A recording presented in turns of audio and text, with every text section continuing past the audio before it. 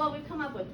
My thanks slide is at the end, but I really have to start out thanking Dave Bathgate for getting me started on some pictures, Joe Cadella for doing all of this research over the years, over the many, how many years you've been researching this? Your entire life. Yeah, forever.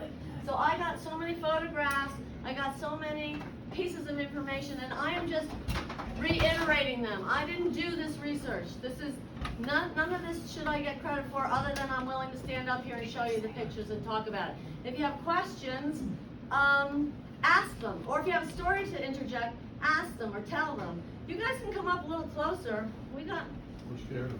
All right. I don't blame you. I'm a little afraid. Okay, here we go.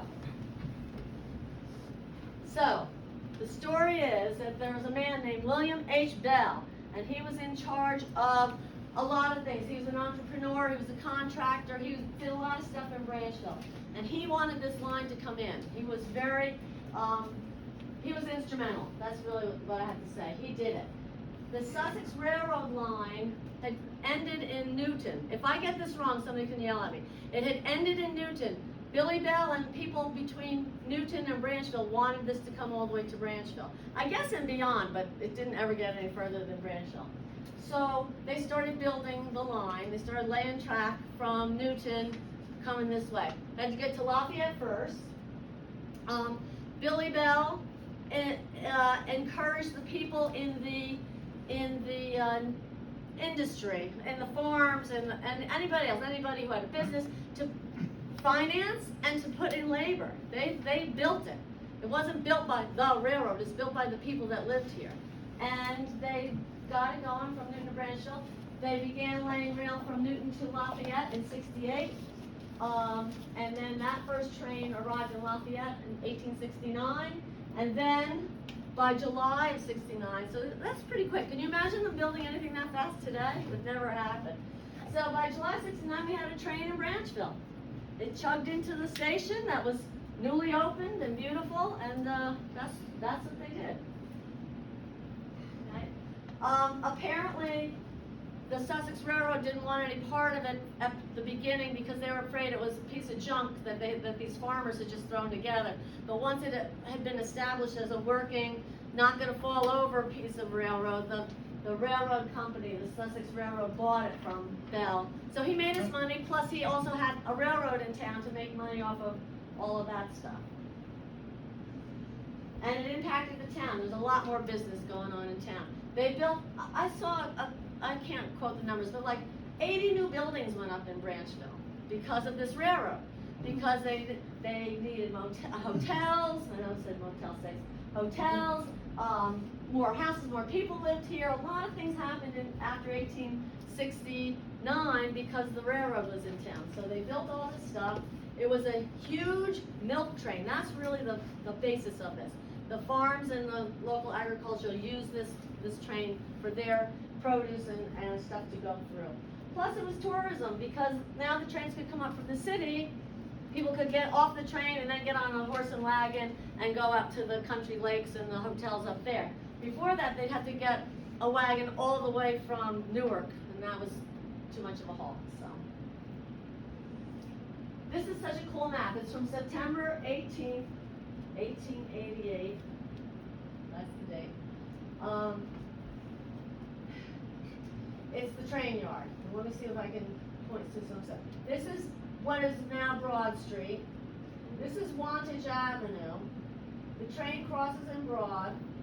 This is the station. This is the milk stand and the cattle pen. This is the engine house. It fit one little engine in it. I'm on your way. This is the turntable. I keep calling it the round table, but it's a turntable. This is the turntable. So the train comes across the street and goes into the station, picks up, delivers freight and people. And I guess it backed out. I'm going to make stuff up now. Or it goes all the way up here and then comes over here. It gets on this turntable and people swing it around so that it can go back out this way, hook onto the cars and come back out. This may be a water tower. Up here were a lot of buildings. There was a coal storage and grain storage. This is where Bruce Emmons has his place now. I can't think of any of the businesses that were up there. But those buildings are still there. They were big warehouses back then. Unlike some people who have thought that the train went across the street and up the hill, trains apparently don't go up hills, so that's not true. But that's what the train yard looked like, all right? And the creamery, which would have been, well, the creamery that's there now, that's now the woodworking place, is in this area, so it's not there. Right now, it's the station in 1888. It goes over to this side of the tracks when they build the creamery where the station is. So keep that in mind, all right? You got that Y, you got the whole thing going. This is a current look at what the rail trails kind of look like and what relative to what it used to be. So this is Frankfurt School. This little dotted line rectangle is the Catholic Church. Here's Route 206. So you kind of know where we are. All right. The train came from Newton over here. Came down through Warbass, Branchville Junction. I still haven't really figured all this out, but it's where it came from. This is Lafayette. This is the Lafayette Creamery, which is now an auto parts store. This is the Lafayette Station. Okay? Now it goes up, crosses over. This is 206, right here. That goes 565 to Sussex. Crosses over. This is the Augusta Creamery. That's back off of 206. It houses like offices and some businesses in there. Train keeps going. This is the Augusta Station. This is Plains Road. This is Augusta Hill. All right. Goes past Augusta Station. Goes up. Now this is a cool thing. I'm going to explain to you, but it goes up past this cool thing, goes across underneath the trestle over 206, underneath that railroad bridge. This is a creamery that used to be there, which is now where Wilco is. That was the Borden Creamery. This then is the creamery that's now there. We call it the creamery, but it's really the wood shop guy, Jason. And this would be where the train station was, the old turntable, and then the rails that went out to the guys up here in Wantage Avenue land. So this is called, the bigger one is a Y. Can you see the Y? That was the way that they changed the direction of the engine. So the engine comes up here, I'm going to hold this really close. Comes up here, stops, uncouples from the car, backs up the Y, comes forward, gets over here, couples up to the cars, and then pushes the train into the station. All right? Now it's ready to come out this way. Comes forward. This is because eventually the engines were too big to get on that turntable. They had to do something different. So they made this Y. Then they made something smaller called a runabout. The reason they had the smaller thing is because the state taxed the railroad on their footprint. However many feet of land they used, they had to pay taxes on. So these Ys took up a lot more space than the runaround.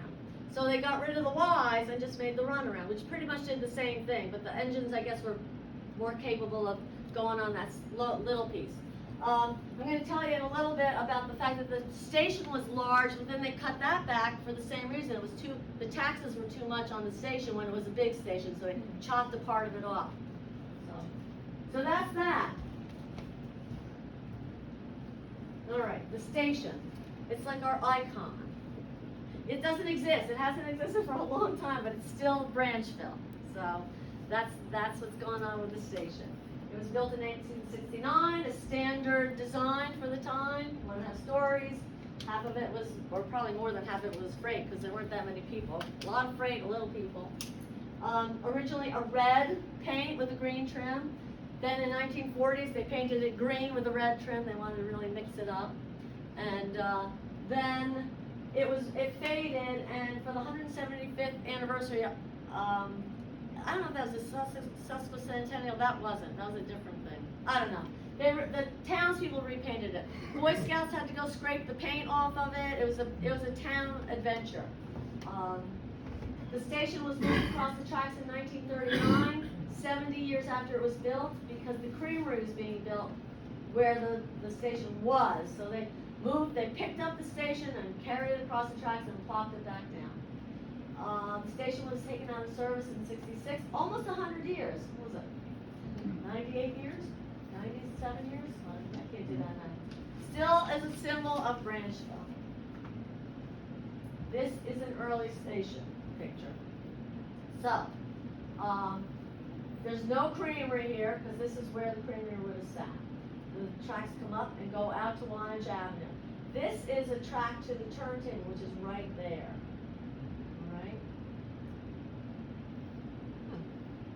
There's the same tracks to the turntable, but you can't see the turntable. This is the station track. This is the tie yard.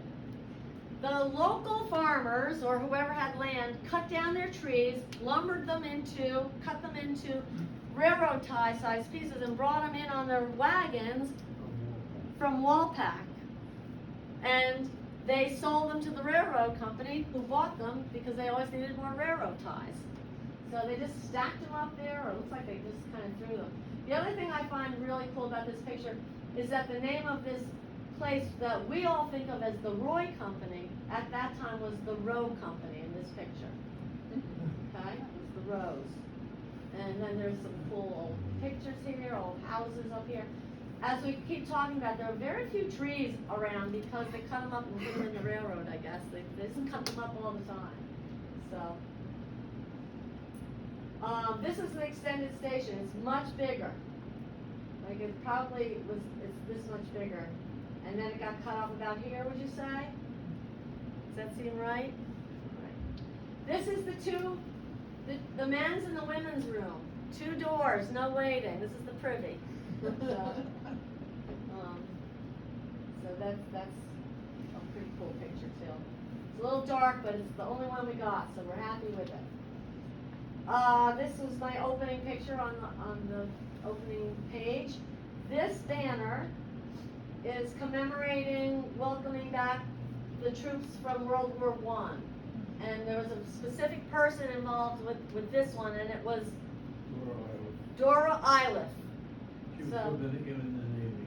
She was in the Navy? World War I in the Navy? That's pretty impressive. I think we should do a whole thing on Dora.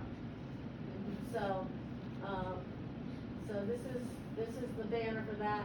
And as it says, this train was known as the Mother Hubbard. The engine was the Mother Hubbard. It was number 951. And it has been explained to me that this is called a camelback train. It's got that hump in the middle. Instead of having a hump at the end of the engine, it's got the hump in the middle. It's pretty cool. Very cool picture. Oh wait, I have to go back to something because I learned this. I have to say it. The DL and WRR. Just gonna ask you. Delaware, Lackawanna, and Western Railroad. And then there's another song my mother used to sing to me. Where do you work at, John? On the Delaware, Lackawanna. What do you do, John? Oh, I push, I push, I push. What do you push, John? I push in the truck. Where do you push in the truck? On the Delaware, Lackawanna, wanna, the Delaware, Lackawanna. So that's from my mother.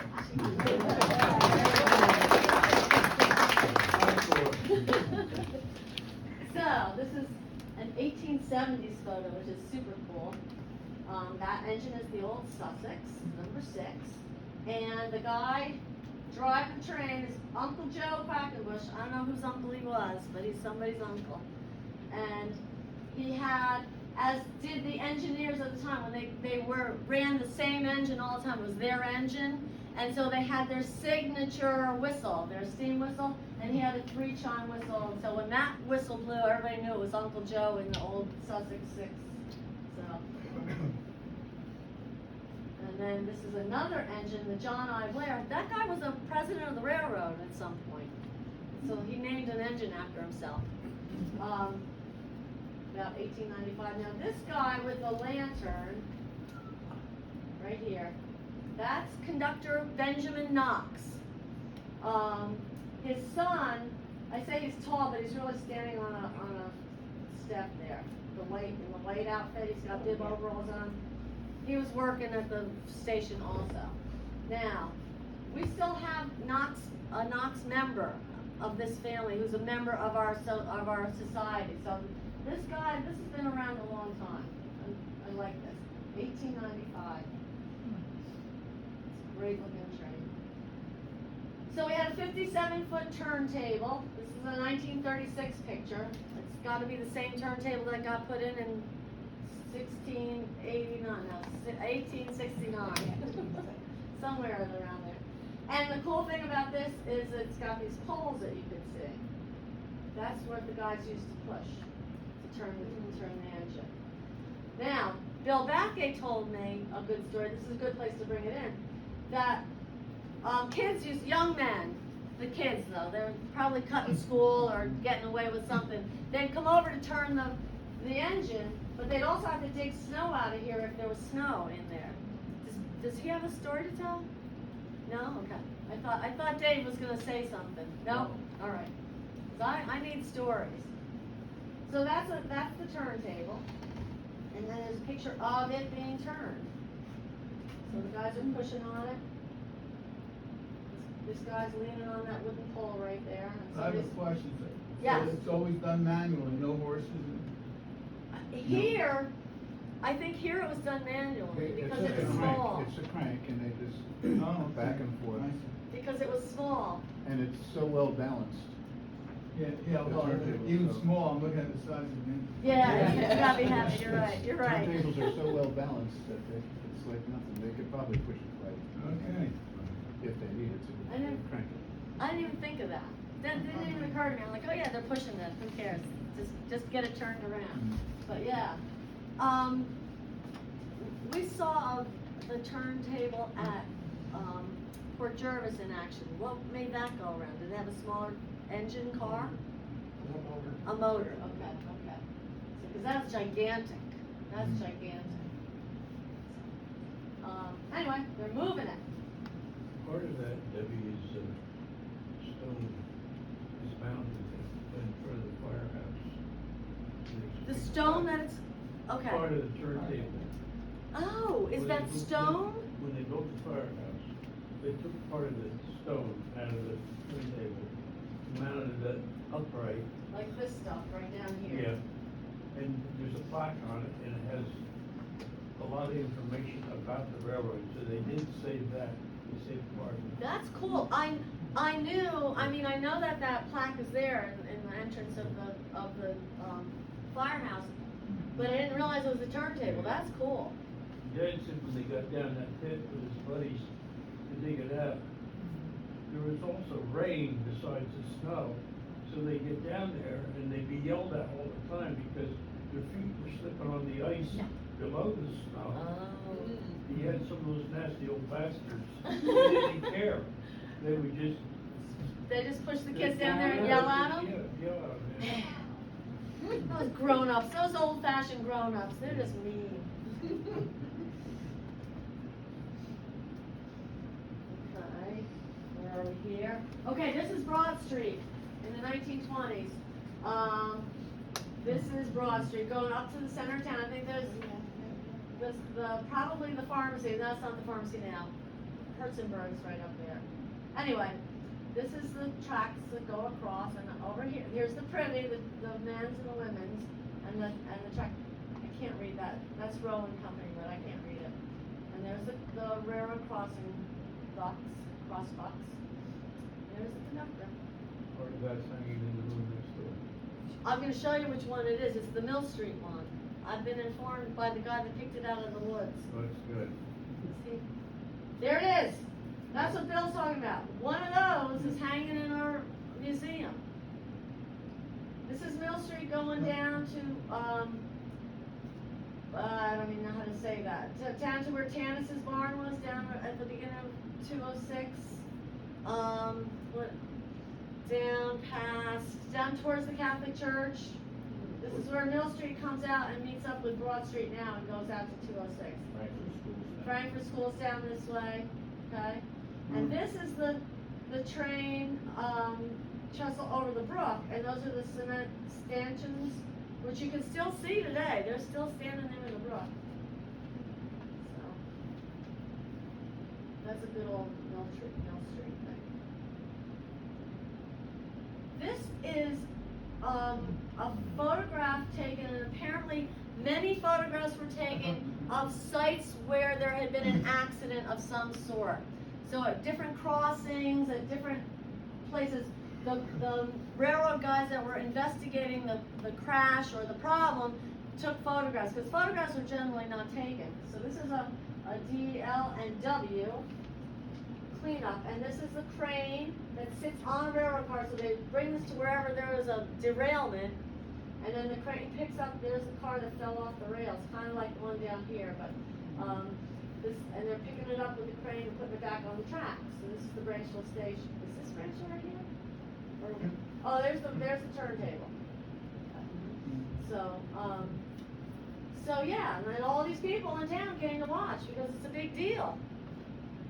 All those ties or something. Yes. It was big business, I guess, for anybody that had a big enough tree. Now we would yell at them. We want to hug those trees. We don't want them cut up to be ties. This big engine could not go on the turntable. It's too big. So this is when we had to start to use those Ys that are out in the country. This is going past the Kohler Van Auken garage, which right now is Teddy Levenberg's garage again. It was where Dick Roy had all his antiques stashed away. But that's the garage he's going past, so he's on the rails, going that way across Broad Street. This is the Lackawanna 1119. Now, the interesting thing about this is the first picture I'm showing you where the station is on the other side of the tracks. And the creamery has been built. Here's the creamery. There's also no Branchville sign here because this is the year that the train station got painted again. The second paint job in its life. They got one when it first went up and one in 1940s, early 1940s. And so it doesn't, the sign didn't go back on yet, but it's a beautiful new deep green there. And the window that we have in the other room is one of these big arched windows. And it's painted with the green and the red, the way this would have been. You see the corbel there. Yes, beautiful. This is that corbel. Thanks for.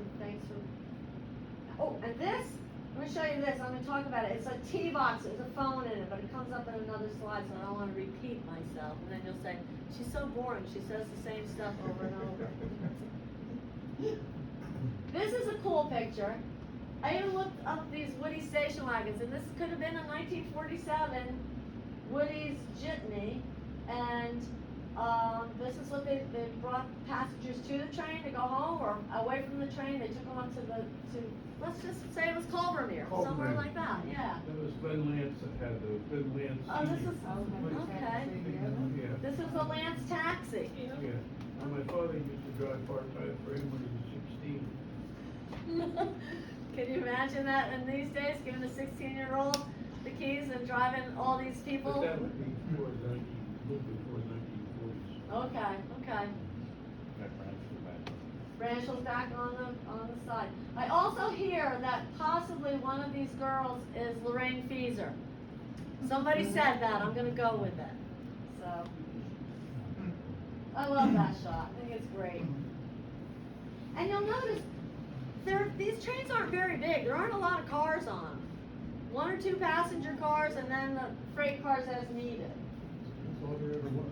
Yeah, in my brain that never saw one of these trains because I moved here a month after the last train from Branchville, so I never saw them. This is a great shot. The name of this engine is the Mikado, and he's crossing Broad Street. There's probably, I don't know, an agent or somebody just making sure that nobody's in the way.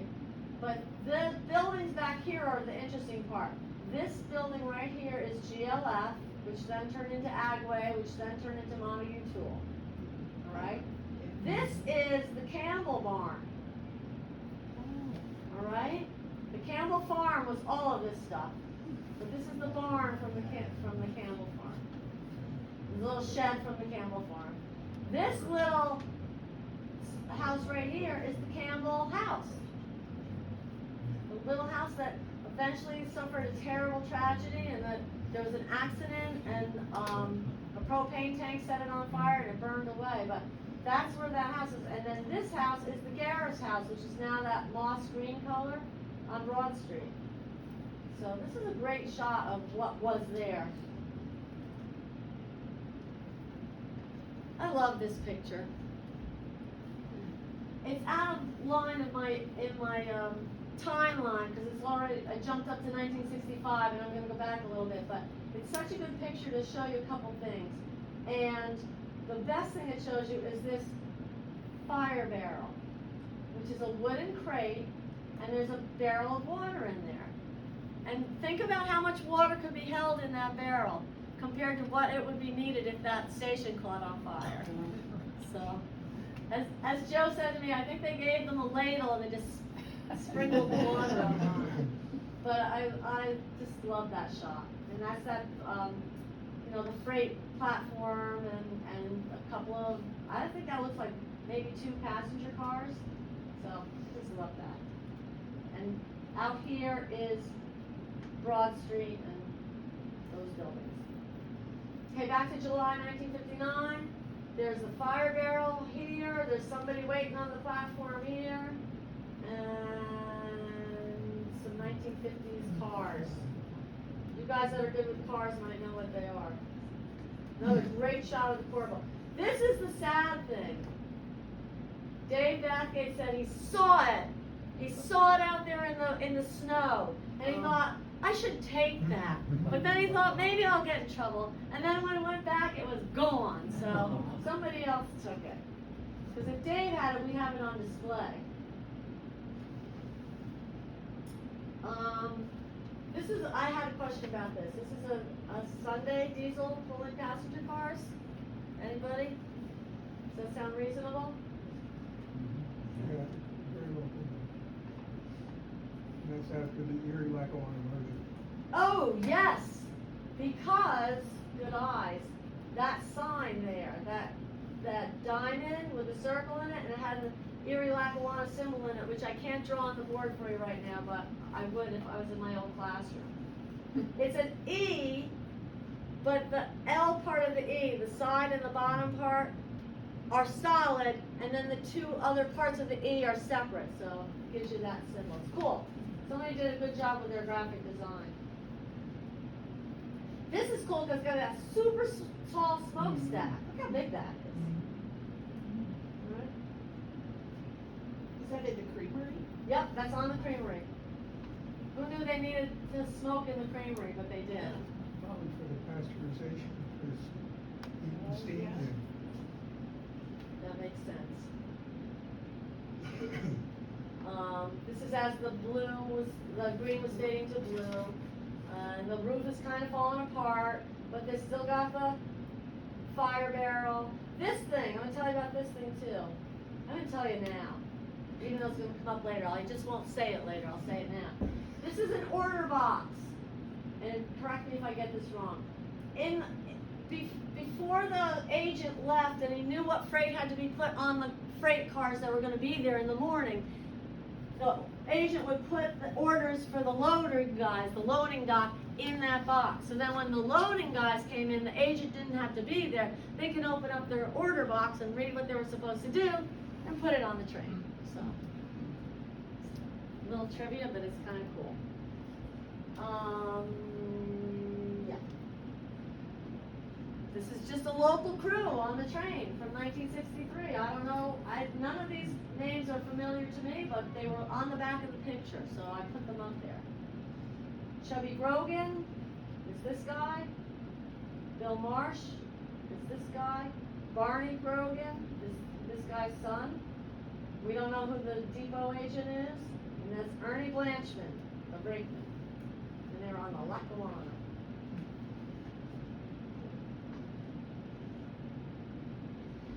There's a passenger waiting to get on the passenger. This is that T-box again. It's got a phone in it.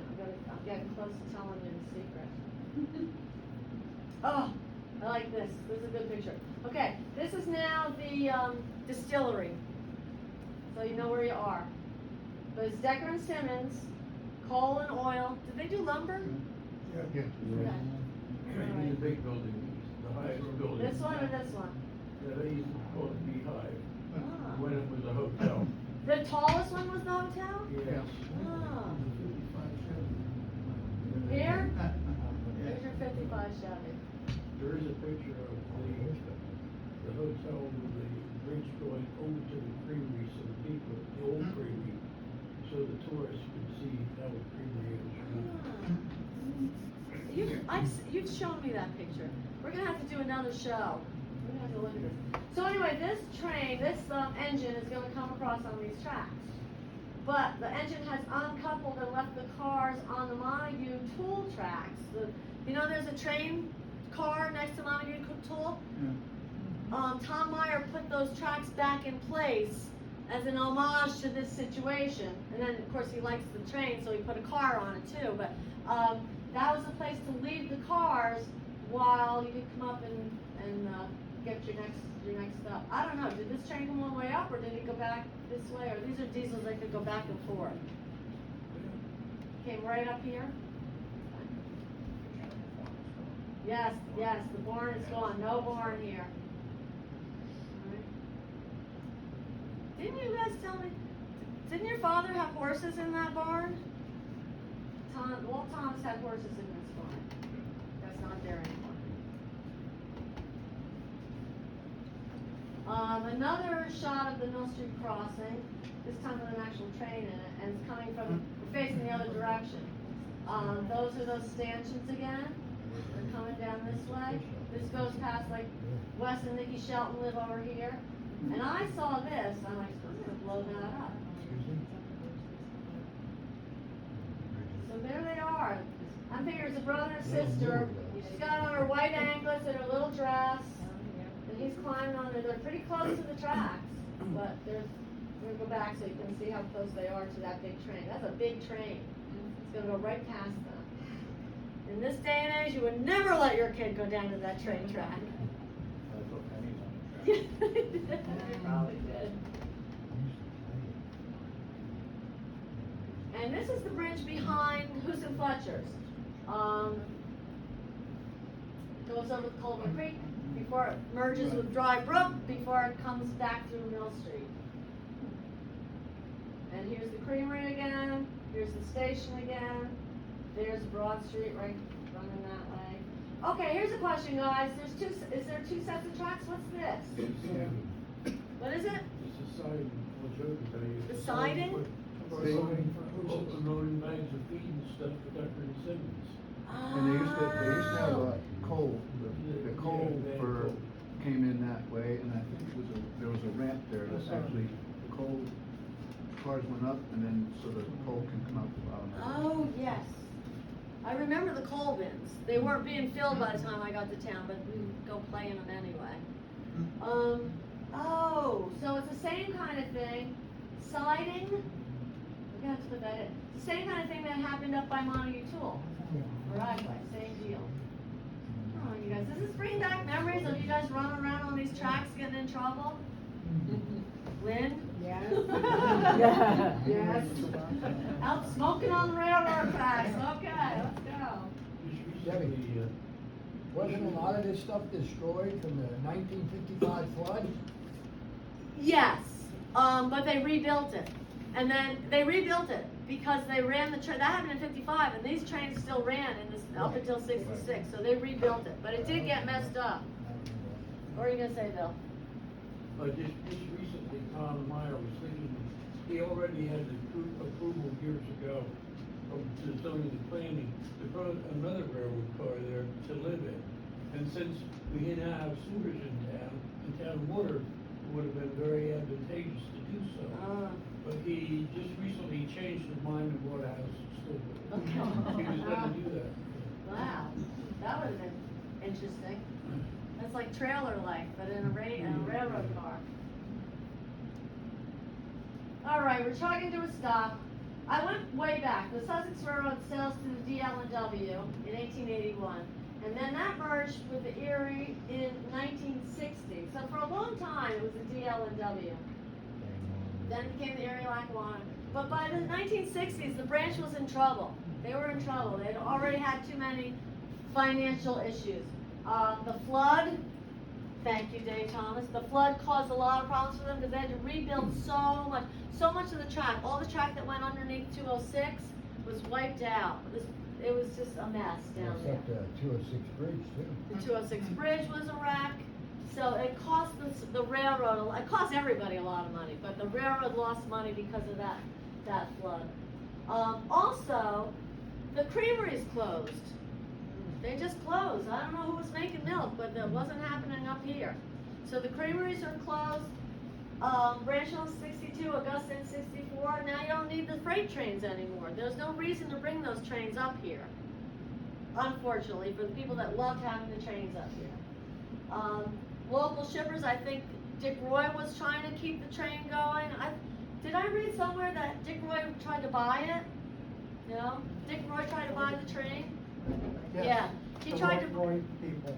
Okay, he tried to buy the line, but it just didn't work out. So it couldn't be sustained, so that was the end of that. Take the last trains from Branchville and I'll see you in the station. It's not my fault.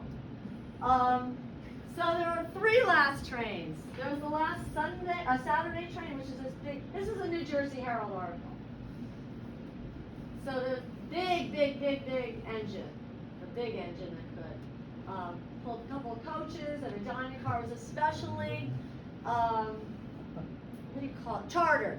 It was a charter train for this occasion. They knew it was the last big Saturday train, so they made a big deal. There's a ticket of this in our museum along with a picture. We got an actual ticket that was punched, and that was a big deal. That was a big deal.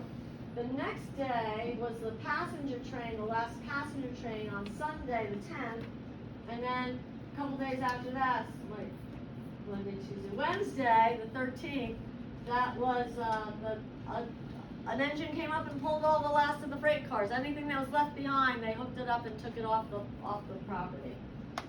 So this is the last Saturday special. That gives you a little bit better picture of the E with the L, the irregular one, the L part is separate from those 2 other parts of the E. Also, the name of the creamery is here. I don't know if you can see it. It's Sussex Milk and Cream. I was just calling it the Branchville Creamery. Now I found out wrong my whole life. That's another good shot of that Saturday engine. It's big. And then that's the Sunday train, the last one to go. Oh, no, it's still in reach it yet. There's that telephone box. Let's see if I get to it. There it is. Okay, we're all aboarded up. Get it? That white telephone box, there's a T on it in a circle. It contained a dedicated phone. You picked it up and it immediately went to the railroad office in case there was a problem. So it's like your 911 for the train, I guess. I don't know. And then the order box that I told you about. See, I'm not going to say it again. It's there. But that was the end of the trains. Oh, and tell me again now that you've told me once and I can't remember. What is that side piece of track called again? But it went to Agway. It went to who's in Fletcher? The Roy Company. Siding. A siding. Thanks. There's another siding for the creamery. See, I learned so much reading everybody's work. This is not a Branchville picture, sorry. It was a romantic past. Trains were a big deal. And the fact that Branchville managed to get their own line up here is a big deal. It changed the face of this whole area. It changed everything. I have heard tell that there were people who did not want the train to continue past us because they didn't want their area changed the way Branchville had been changed. So, I don't know if that's true or not, but it's a story. But the train was a big, big deal. The station was moved to make way for the firehouse. As they've told us, there's a plaque in front of the firehouse that can explain that in a little more detail. Dick Roy I guess he purchased it, moved it onto his property to restore it. A couple of years later, it snowed too much and the roof caved in, and that was the end of that. Except it really wasn't, because Dick Roy salvaged pieces and saved it, and then people involved in this historical society grabbed them up, built them back into pieces that could be displayed in our museum. So we have a lot of train stuff, which is, it's a really big deal. And it also has become the subject of many paintings and photos and artwork, so I'm going to show you a couple things that I think are beautiful. And the pictures do not do justice to the pictures. So these are original paintings from Dave Bathgate. This one had to get off a computer screen, but that's why it looks a little crazy. But there is a postcard, an enlarged postcard next door of the station when it was this red and green. But this is a painting by Dave, which is stunning. And this gives you that cozy feeling of being inside the waiting area of the station while you're waiting for your train to show up. There's a stove here, a potbelly stove. It's snowing outside. There's some kids hanging out on their mother's trunk, and she's, I don't know, she looks like she's hitting on the ticket agent, but she's kind of leaning in. But it's a great picture. Great painting. Great painting. And we have this door. Next door, we have the curved counter. Next door in our museum, we have the bench next door in our museum. We really. It's and also, down in the basement, there was, I don't know if it's still there, was I believe it was where the telegraph office. Oh, part of the telegraph office. More of the wall boards. Yes, it's down there. It's down there. So this yellow, which is beautiful here, is slatted wood, so as we have inside next door. It's the track side. That's the one I put on Facebook to entice everybody to show up. And I love this too. It's a mom and her little boy on a snowy day out on the train, out on the platform.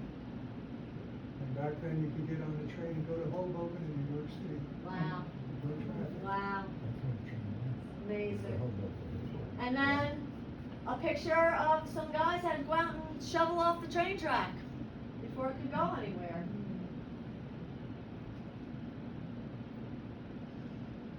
And then I said to Dave, I said, what about this picture? He said, well, that's after they pulled up all the tracks. I'm like, oh, of course it is. Duh. So, and it turned, well, it's green there, but it turned the blue color by then. And he included the men's and women's privy. So many thanks. I couldn't have done this. I wouldn't have been able to do any of this without those two guys. So they did it. I'm going too long. I'm going to turn this off, but I'm going to put on a little video. Do my best. It's a video that Lou Odell took of the last train. There's no sound. It's kind of interesting to watch, but while I futz around and do that, you can get food. Talk amongst yourselves. That Yes. picture of the railroad engineer or the station engineer, you didn't know? I knew him, but I can't remember his name. Okay. But the one incident, I remember, Mr. Lauren Hugh's brother, I can't remember, everybody called him Strawberry, because every spring he'd come to town and sell strawberries. Okay. He was challenged, but he also worked at the station, moving freight around. He did what he was told to do, and he was always and when he wasn't doing that, he was sitting on Sam Sullivan's porch, and I would often talk to him, because I was picking up bits of history here and there. Yeah. But as my father told it, that one day, some wise guy came out of the Park Place Hotel and saw Strawberry and told him, you have to get down to the station because they're looking for you. Of course, the guy was upset. He said, well, what are they looking for me for? Well, a whole load of post holes came in and had to be unloaded. The poor guy went down. He went down. it was kind of a pathetic thing, you know. But the station agent, I remember him, he was the son of my father. That's where we used to get all the fireworks from. But anyway, when Strawberry went down there and told him, and he said, well, who told you this? And he did remember who told him. The station agent closed the railroad station. He went uptown and never again did that man ever say anything.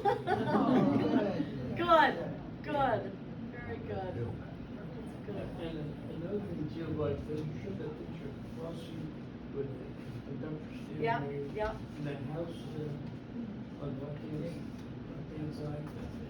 And, that's where, on Sunday afternoons, the, keep wait on schedule, we lived there then, it's where I was in the Navy. And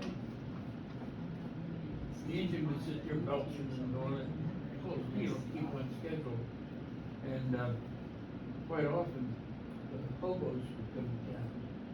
And, our house where they had a basement kitchen in the back, and this guy come knocking at the door one time, and I was a kid, I didn't know who he was or anything like that. So my mother went and answered the door, she said, I'm gonna help you. And he said, well, he said, ma'am, he said, I'm hungry. He said, I'd like something to eat, but I'll work for it. Well, she said, well, sit in the, I'll bring you some sandwiches out. He said, no. He said, I have to work first. Like that. So, you know, by that time, my brother came to the door to find out what was going on. And he said, okay, take that real mower. And I'm talking about real type mower. And which I hate. But, he said, you mow the lawn, he said, you have all you want to eat. And he did. So, that was that. And he politeness, so I've never seen politeness like that before in my life. I was being that. But he, so he thanked my mother and father, or in fact, he rinsed the dishes off before he brought them into the house. So then, sure enough, next year, he came to the back door again. And he said, hello, missus, do you remember me? She said, yes.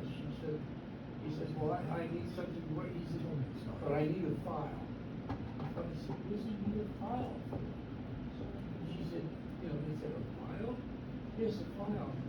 He said, what do you need that for? Well, the old wheel type mower is all rusted up, I have to sharpen it. So he sharpened it, and sure enough, then she had me take the, I think it's leftover meatloaf, mashed potatoes, whatever, and iced tea out to him. So we gave him the name Hobo Joe. But, when he talked to him, he explained to me that, I said, are you a hobo? He's just a kid, I didn't know. Yeah. He said, well, since you asked me, say yeah. He said, I said, well, what's the difference between a hobo and a tramp? He said, a tramp won't do anything. They'll steal from you. If you have chickens, they'll to your hen house. Huh. But after that second time, we never saw Hobo Joe again. But a hobo is a respectable position. Yeah. Yes. But the one story, Strawberry to Peel. That's a good story. Yeah. That's a good story. I know that station agent. I Well, can't if you- remember his name. Somebody might talk about Yeah. it, somebody might. He used to bring his fireworks, he was father, where he got them from, who knows? China. Push Yeah. Push the button.